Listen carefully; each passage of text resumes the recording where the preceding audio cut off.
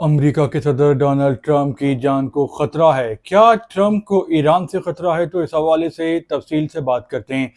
دیکھیں، جب انقرہ میں تھے ڈونلڈ ٹرمپ تو اسرائیل نے ان کو مخبری کی کہ ان کی جان کو خطرہ ہے اور ایران ڈونلڈ ٹرمپ کی جان لینا چاہتا ہے۔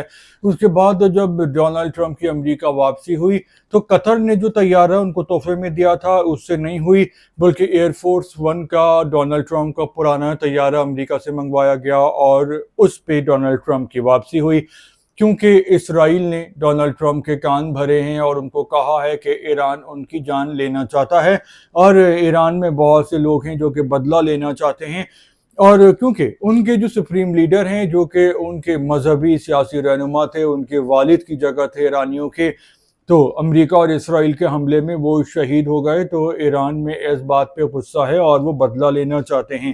لیکن اگر ہم دیکھیں تو ہسٹری میں ایران نے کبھی ایسا نہیں کیا کہ اسیسینیشن کی ہو کسی بھی ملک کے رہنما کی۔ ہاں، وہ پراکسی وار وغیرہ کرتے ہیں جو کہ گلف کنٹریز ساری ہی کرتی ہیں، ہر کسی کی اپنی اپنی پراکسیز ہوتی ہیں، لیکن انہوں نے آج تک ایسی کارروائی نہیں کی۔ تو جو میری سیاسی کیلکولیشن ہے وہ یہ ہے کہ اسرائیل اصل میں ڈونلڈ ٹرمپ کے کان بھر رہا ہے اور شرارت کرنا چاہتا ہے، کیونکہ امریکہ اب نہیں چاہتا کہ وہ مکمل جنگ کرے ایران پہ۔ ہاں، چھوٹی موٹی جھڑپیں ہوتی رہیں گی کہ اگر ایران نے بھی حملہ کیا وہاں پہ گزرنے والے کسی جہاز سے تو امریکہ اس کو بہانہ بنا کے ایران پر بمباری کرے گا، لیکن وہ مختصر مدت کی بمباری ہوگی، وہ لمبی جنگ نہیں ہوگی۔ لیکن اسرائیل یہ چاہتا ہے کہ امریکہ اور ایران آپس میں لڑتے رہیں، بلکہ ایران اور خلیجی ممالک بھی آپس میں لڑتے رہیں۔ اس لیے اسرائیل مختلف قسم کی سازشیں کر رہا ہے اور فالس فلیگ اس طرح کے آپریشن کر رہا ہے۔ تو اس نے ڈونلڈ ٹرمپ کو بھڑکانے کی کوشش کی، حالانکہ اگر ہم ہسٹری دیکھیں تو امریکہ کے ایک پریزیڈنٹ تھے، ان کا نام تھا جان ایف کینیڈی۔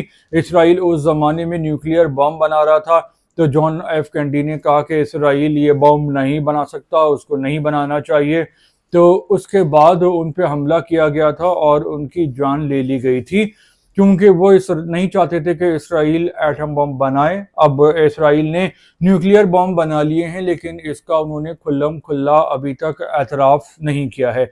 تو میرا خیال ہے کہ اسرائیل یہ کوشش کرتا رہے گا کہ کسی طرح جو ایران اور امریکہ کی جنگ دوبارہ شروع ہو جائے، کیونکہ نیتن یاہو جنگ چاہتا ہے، اس پہ کرپشن کے مقدمے چل رہے ہیں اور اکتوبر میں وہاں پہ الیکشن بھی ہیں، اور نیتن یاہو یہ چاہتا ہے کہ کسی طرح الیکشن ملتوی ہو جائیں۔ اگر جنگ ہوتی رہی اسرائیل کی کسی نہ کسی کنٹری سے تو اس کے پاس ایک بہت اچھا بہانہ ہوگا اس الیکشن کو ملتوی کروانے کا، کیونکہ یہ الیکشن نیتن یاہو ہارے گا، اور جیسے ہی جنگ بندی ہوگی، جنگ ختم ہوگی، تو نیتن یاہو پہ یہ کرپشن کے کیسز تیزی سے چلیں گے، اور چونکہ وہ کرمنل ہے اور مجرم ہے تو اس پہ یہ کیسز ثابت بھی ہو جائیں گے، کیونکہ اسرائیل کی عدالتیں ہیں وہ کافی فعال ہیں اور وہ انصاف بھی کافی حد تک فراہم کرتی ہیں۔ تو میرا یہ خیال ہے کہ یہ سب اسرائیل کا ایک من گھڑت منصوبہ ہے اور وہ اس میں کامیاب ہونا چاہتا ہے۔ کامیاب ہوگا یا نہیں، اس حوالے سے آپ کا کیا کہنا ہے؟ آپ کامنٹس کر سکتے ہیں۔ فی الحال اتنا ہی۔ اللہ حافظ۔